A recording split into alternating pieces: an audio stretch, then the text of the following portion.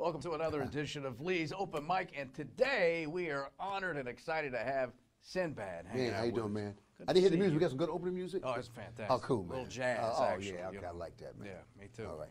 Good to see you. Now, Good to this see you. guy, of course, I think most of America knows, and they fell in love with in the 80s. And let me just give you a little taste of what Sinbad does on the stage. Out. He lies. That's how you make a relationship stay alive. If a man does not lie, the relationship is done because you ask questions that make no sense. So I have to lie. If you don't want me to lie, quit asking me questions. You keep asking me questions that you know I have to lie at. Do I look fat? No. If you wasn't fat, you wouldn't have asked. That's why you asked the question. Skinny people don't say, do I look fat? Skinny people say, do you want to eat? Would you like to have a sandwich? You, I told you earlier, you're one of the most proficient guys at breaking down relationships between men and women. Well, you know, not just that. I break down religion. I'll break down religion. Yeah. I'll break down relationships. Yeah. Relationships are the most confusing. You can break down religion. You can break down politics. But relationships, think about this. Let's think about a relationship. You're raised with a family, right? Mm-hmm. Brothers and sisters, mother and father. Mm-hmm. But there's a point you leave, right? Mm-hmm. And you get to a certain age, if your brother and sister ask to live with you like this, you stay weak. Yeah. These folks you love. Right. Marriage is, I'm going to live with this person the rest of their life who I do not know. Think about that. Yeah. We live with someone we don't know. Yeah. But people we love go like, and then now when you're married, you can't bring the folks you love back to your house. Like, well, how long is your brother going to stay here? I mean, both sides, men and women. So it is the most, is it God's curse? Uh-huh. When Adam ate the apple, yeah. I mean, I'm just curious. The God say, now you got to get married. Mm-hmm. Make that work. Because think about it, he was in the Garden of Eden. They weren't talking about marriage. They were just supposed to eat some grapes, go swimming. Right. Great life. Paradise. As soon as they ate the apple, it goes like, oh, you got to get a job now. You got to be out the garden, you're going to get a job, Yeah. she's going to live with you, you're going to get married. To death do you part. Right. Cain going to kill Abel. Making a biblical references. Did I hear this right? Or you're a PK. Yeah. Yeah, me too. So what kind of insight does that give you? I come from the prodigal son insight. See, Wait no, to come back. know this. When you're PK, tell the truth. We've seen all the bull crap in church. Yep. We don't go with the holier than thou because we've seen it. Right. They're just as Christians are just as jacked up as anybody else. Absolutely. The only difference is we know we're jacked up. Right. We need help. Right. We only go. People are like, man, I see God as a crutch. Well, dude, when you crippled, when you crippled, you might want to go ahead and get that crutch, man. So Yeah. I don't try to use it as holier than thou. My dad was not that. He wasn't like, well, we're better than you. My dad was like this. If my life is not different enough that you would want to come to my church, then I'm not doing my job right. Right. If people don't say to you, man, what makes you different? Why are you so happy? Why are you? If you're not any different than the cat out there crazy, then what's the difference? Right. Well, it's supposed to be an emergency room. Thank right? you. Right. Yeah. Yeah. That's what what it you is. run in there. That's for. why you run in. Hey, man, I need some help. I need help now. Yes. Yeah. I don't have insurance. Right. I don't have insurance. You have been at it. I mentioned Star Search Yep. was the first foray into the national Yeah, stage. yeah. You'd been doing comedy before, learning Yeah. the craft, but it's sort of an unusual way. You're a military person first. So Yeah. what branch? What were you I was doing? Air Force, Air Force. but they kicked me out. Yeah. I had So- been all I could be, and it was time for me to go. Well, how long were you in? 3.5 years. I only had 6 more months. But I've been trying. Really? I've been trying to get kicked out for like 3 years.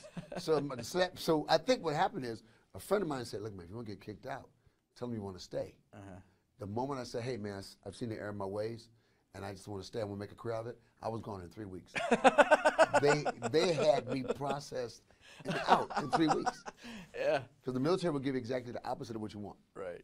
But because of the Air Force, or Air Force Talent Show, that's why I am who I am. That's why I still entertain the troops. I thank the Air Force because they had to put me. I was crazy, man. And you don't need people like me in there. Although I did my job well, I just idle time. I can't just walk around the base. Was there a component of you being in the Air Force that maybe because I know how rapidly you rose, Yeah. gave you a sense of discipline that most comics don't have? Because most comics, let's be honest, are Very really undisciplined. lazy. Yeah.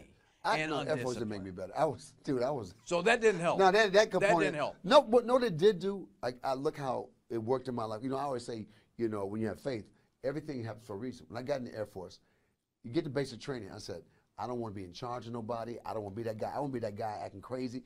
I want to be the popular guy. I first get there. I think I'm a little older. College grad. Well, I didn't graduate, but I should have graduated. But I'm out of college 4 years.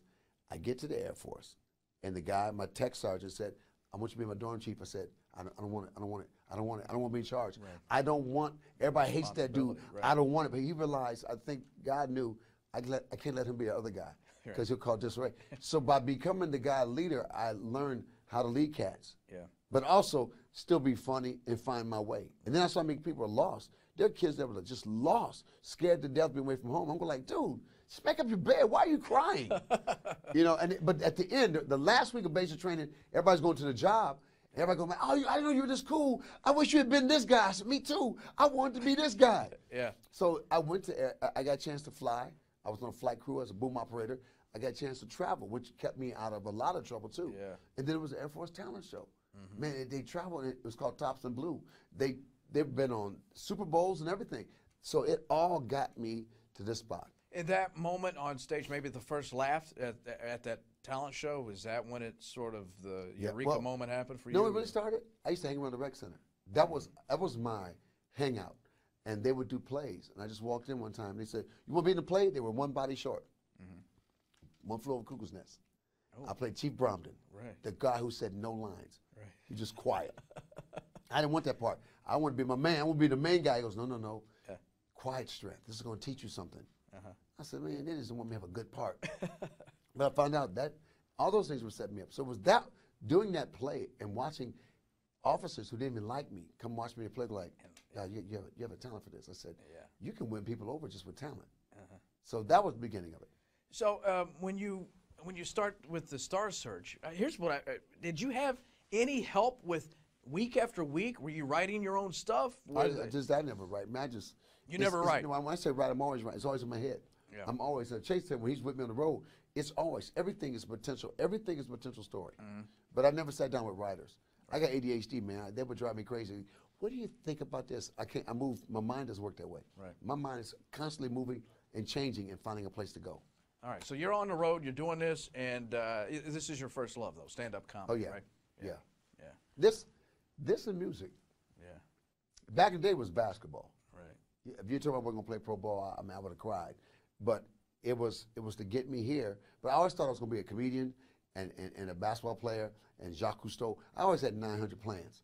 And Jacques Cousteau. Yeah, Jacques Cousteau. I was going to be, oh, man. Well, Sinbad, who we welcome to the Commonwealth, the home of the best college basketball program. The most wins, you know that, right? Now, you guys won me over. You know, I was a Louisville man.